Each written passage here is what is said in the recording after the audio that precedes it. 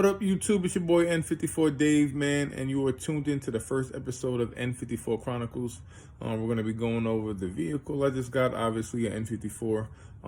Talk about kind of what's done with the car, what are the future plans of the car. This episode, I got a little bit of work that I want to do. I'm going to do that on cam, and then I guess talk about right now briefly how we've gotten to this point. I've been in the car scene for like about almost 2 decades. I've had a lot of pretty dope cars. I'll put them all up on the screen right now as I'm talking about them. I started out with a CB7. It was my first car ever, 91 Honda Accord. I had purchased an H22 swap for it out of a 95 Prelude. Unfortunately, never ended up doing that swap because I ended up going on to bigger and better things before I completed that. From that car, I went into a Evo 9, a 2006 Evo 9. I had just joined the military, went on deployment, made a lot of money, came home, bought an Evo. Did a lot of work to that car. I was this close to cracking the world record for stock turbo. The world record for stock turbo was 520 horsepower at the time. I was really close. I had made like 512 or something like that. Built head, built block. Transfer case and tranny was still stock turbo, bigger injectors. I think I had like ID2000s, Magnus intake, speed density. For all my Evo guys, just the typical like Evo stuff, full bolt-ons, bigger intercooler, blow-off valve, wastegate, bigger spring, run-of-the-mill regular stuff. I made 512 and like 480 for torque. The car is crazy. Like the first really fast car that I ever had. This was like back in like, you know what I'm saying? This was like a couple decades ago too. So this was when like 500 horsepower was like nuts. From that, I had got rid of that car. Ended up getting a 2005 AP2 S2000. Really did nothing to that. I'll show pictures of that. Just a clean car. It's more of like my daily to get from point A to point B. From there, I went and purchased a 1991 E30. I was always into E30 since I was a kid. I found a cherry red E30 for like a really good deal. Again, dumped a boatload of money into that car. S52 swap, ZF trans, M3 control arms, Z3 steering rack, changed the interior, brake booster, just you name it, everything. Subframe redone, just everything on that car. Everything that's associated with taking the E30 and swapping it to an S52. Everything was done. Had that car for about 6-7 years. Practically did every and anything to that car possible except for boosting it. I purchased or was piecing together half a kit. That's what I was kind of doing over the last couple like months. I got a turbo, got an intercooler, got some gauges, got a controller, just a bunch of miscellaneous stuff because they don't make a turbo kit for S52 E30, so you got to kind of put it together. Been doing that, and in the process of doing that, I kind of just, I don't say I got tired of the car, but just like after having a car for 7 years, it just was like, I don't know, I want to test the waters, see if I can get into a newer platform or bigger and better platform before I decided to boost this car, because I'm like, once I boost it, then I'm not getting rid of it at all. Came the opportunity for me to pick up this E92 335. Gorgeous car. We'll go look at that in a second. And that's kind of where I'm at today. I did leave out a car. I did have another Evo. I had the Evo 8, 2003 Evo 8 that made 800 horsepower or whatever, 800 horsepower or like 656 pounds of torque or something like that. I did no work to that car. I bought that car for a buddy. Unfortunately, that car didn't last. Had some issues with the shop, ruined the motor within like a month of me having a car. Didn't really get to enjoy it that much. And that's where we're at now. The Evo is getting rebuilt or whatever. But anyway, back on track. This is N54 Chronicles, not 4G63 storytelling. So then we're at where we're at today. So let me talk. Let's just go downstairs and go check out the car, and then we can go from there. All right, let's go check this thing out. I think the weatherman lied to us today. It says it's supposed to be 80 degrees today. It's all hazy, foggy, and cold, man. But anyway, show you what's all done to the car already as of now, and then I'll show you, we'll talk, I guess, about like future plans, what I'm doing today and what I've already done this week. It's already been like a crazy week and a half or 2 weeks for owning this car. I've only had this car for about 2 weeks, and it's already been a bit of a roller coaster ride.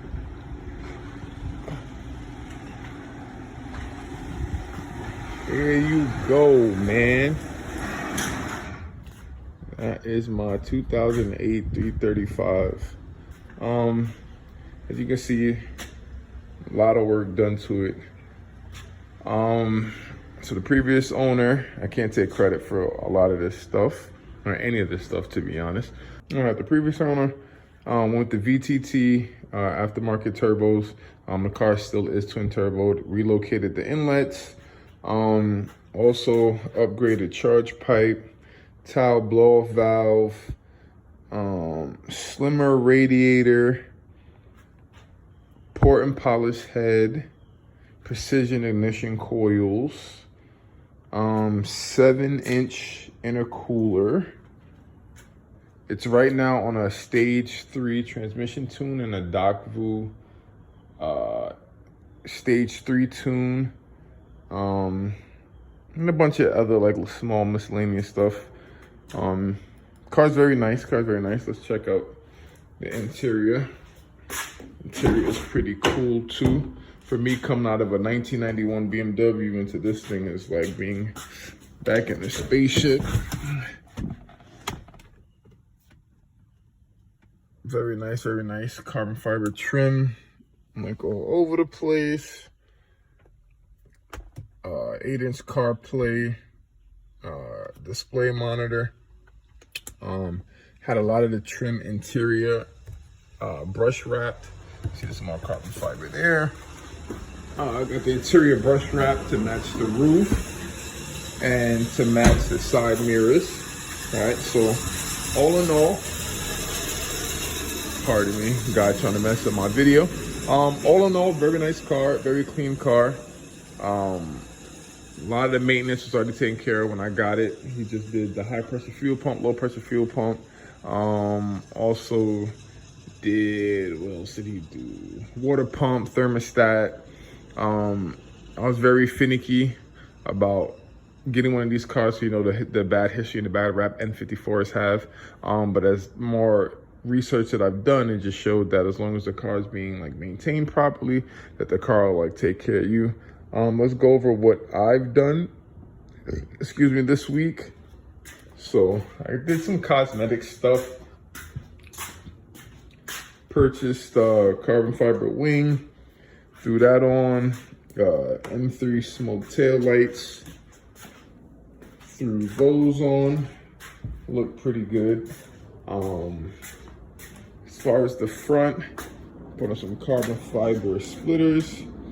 I also had a tow hook still left over from the E30. I know it was red, I just painted it black. And I also went with the black and grills, the black and kidney grills. Let's talk a little bit about my first week and a half and 2 weeks with the car. My first week and a half and 2 weeks with the car, it's kind of been a roller coaster ride of good and bad, up and down, just like any other car project. So I purchased the vehicle. Unfortunately, at the time we had like a bit of a snowstorm going on. It was like a 2-3 day, like real bad weather snowstorm down here. I go pick up the car from the kid, and the process of coming back home, I'm getting thrown like certain codes and whatnot. I'm getting thrown into limp mode, and then it was giving me temperature codes. So I was really confused at first because the kid did tell me that he just did the water pump, the thermostat, and the little connecting hose between the two. There's supposed to be no coolant leaks, no oil leaks, no any of that, right? I put the car in the garage, wait for the winter storm to pass. We have like a 50, 60 degree day. A couple days later, I take the car out for a drive. I go get some food for my kids. In the process of doing that, the car completely shuts off when I'm on the highway, and I'm stranded on the side of the highway for a little bit. It gave me the limp mode again, and gave me the amber temperature sensor, which ended up turning into the fire red temperature sensor, all right? Had the car towed back to my house, jacked it up, went underneath it, seen no coolant leaks from just kind of getting new into the platform and whatnot. Looking online, they said, well, you want to, that was a kind of a telltale sign for like a water pump going again. I checked all my hoses, checked my reservoir, checked my housings, everything like that. Everything was good. There was no leaks anywhere. So I just was under the assumption that the electronic water pump had failed, right? So I towed it to a shop, right, because I don't have really the capabilities. I could do the water pump and everything here, but I have I used to be a store manager for Firestone and for Pep Boys. One of my old mechanics works at a shop in the area, so I took it over there. We do a lot of the work on my cars, me and him together, because he just has more tools there. There's lifts there. It's just easier for me to work there instead of the garage. So I towed the car all the way there. He's tinkering around with the car for a little bit, for like a day or two, and then gives me a call. I answer the phone. He's revving my car in the background. I'm like, what the heck is going on? So the previous owner to me had the MHD software. That's what he was using to tune the N54. He opted to turn the fuel gauge into the boost mean gauge. So the entire time I'm thinking that I have a half a tank of fuel, and I didn't. So that's why the car ended up shutting off, giving me limp mode and all the other codes. Dodged the bullet there. Didn't need to do a water pump or a thermostat. Car just ended up needing gas. Threw gas in the car. I'm excited and go pick the car up. On the way bringing the car back home, this happens. As you can see there, my oil cooler inlet line and my oil cooler outlet line is out the vehicle. So I get back home from the shop. Was about to be on my way to washing the car. Like I said, only had the car for a week and a half. Was about to do the first wash and ceramic coat wax on the car and whatnot. And I popped my hood, and there literally was oil everywhere, like everywhere. So it's like 9 at night. I'm trying to like isolate where the oil is coming from. I see the oil is literally spraying from the top inlet hose that goes from the oil filter housing to the oil cooler. I bring the car back in the garage. The next day, I come out here and I said, why not? Let's do like a full little, like I guess small service. End up redoing the spark plugs, drain the oil, got a new filter. After I drained the oil, I removed the 2 lines, ordered the 2 lines through FCP Euro. They should get here later today at some point in time. We'll have a small, I guess that'll be part of this episode 1, 2.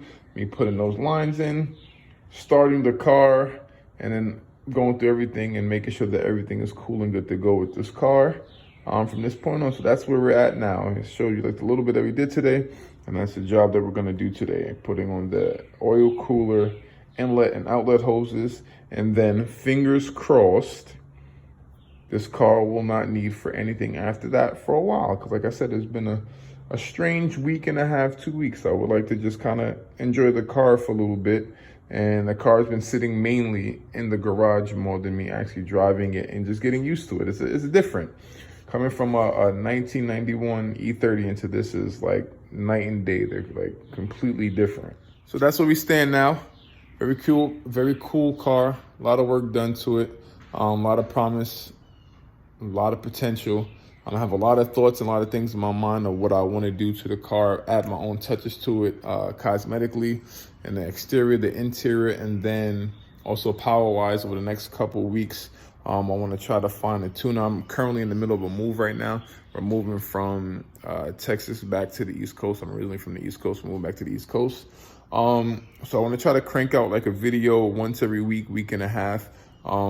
After episode 2, which I'll do next week, things might be on hold for like about 2 weeks as the car's getting transported from Texas over to Maryland. And then, I don't know, we'll just go from there. I got to find a tuner when I get over there, find a shop when I get over there, and then we'll just kind of document all of that. It'll all be part of the series. Excuse me, as of now, we can't do too much now because we're waiting on my good old UPS man to come over here and drop off this inlet and this outlet hose. Until then, I will see you guys in a bit. All right, so in the process of waiting for these oil lines today, I thought of another little project to do in the car. I went out today. There's a lady by me. She was selling like these brand new iPad minis for like super cheap, like dirt cheap.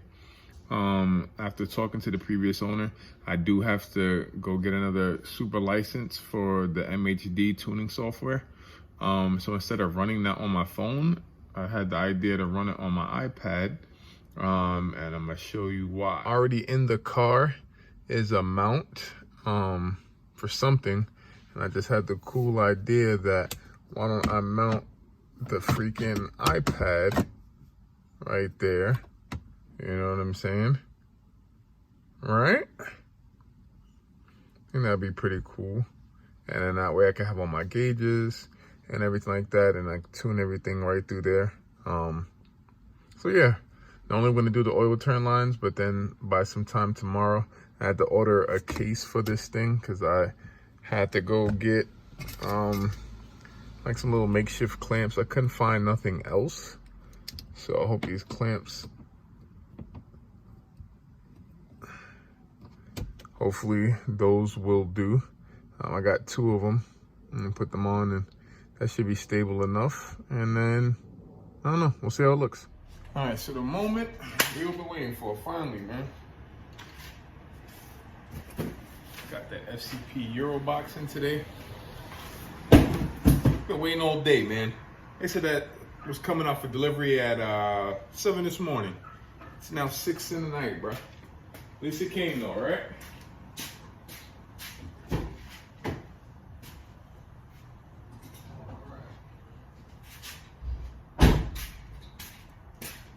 Let's get to it, man. Let's get to it.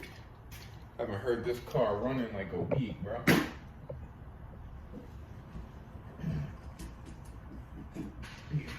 Trusty workbench,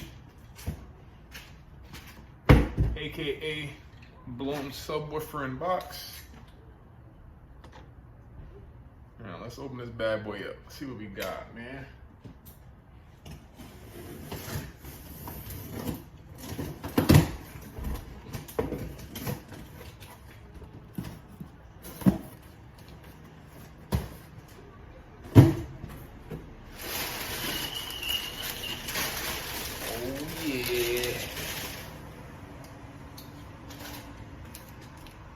Got my O-rings.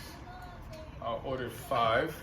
You need 4, but I ordered 5 in case I tear one or one breaks.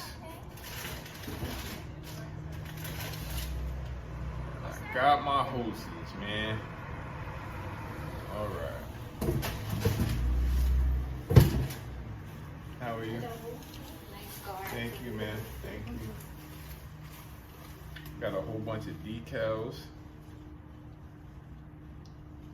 You know, we gotta throw some FCP Euro decals on stuff. What's going on? All right, let's get this done, man. Let's get this done. All right, so first is the outlet hose, yeah. I think I'm gonna put this one on second though. I think I'm gonna put the inlet on first.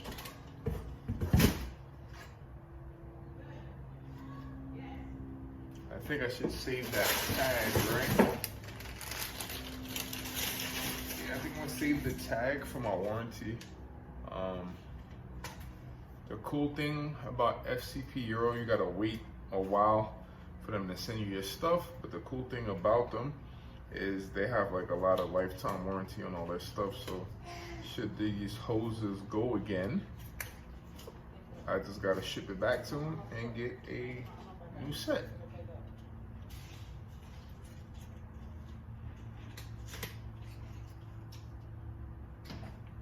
Alright, take that off. Where's my gaskets?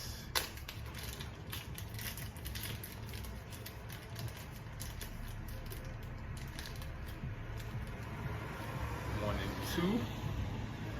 Put a gasket on each end. like so.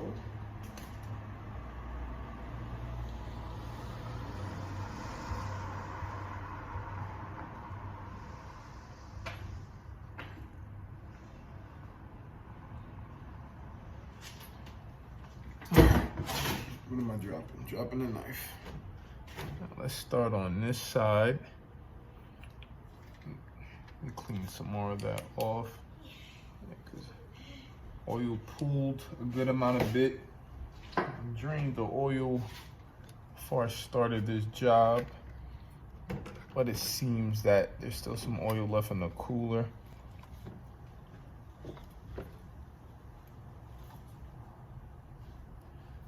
Drain that off a bit. Still more pieces of a gasket in there. Let me take that out.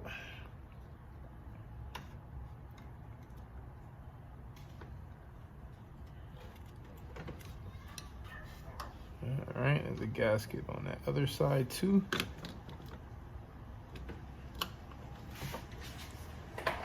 Take both of those out. It's one thing I hate, y'all. I hate dealing with oil. It's messy, it gets everywhere. I hate it. I hate it. Oil and antifreeze, hate them both.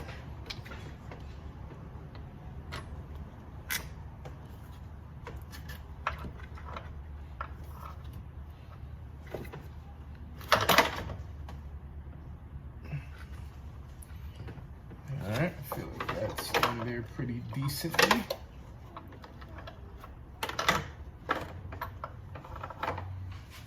Get the outlet all squared away. Throw some gaskets on this bad boy.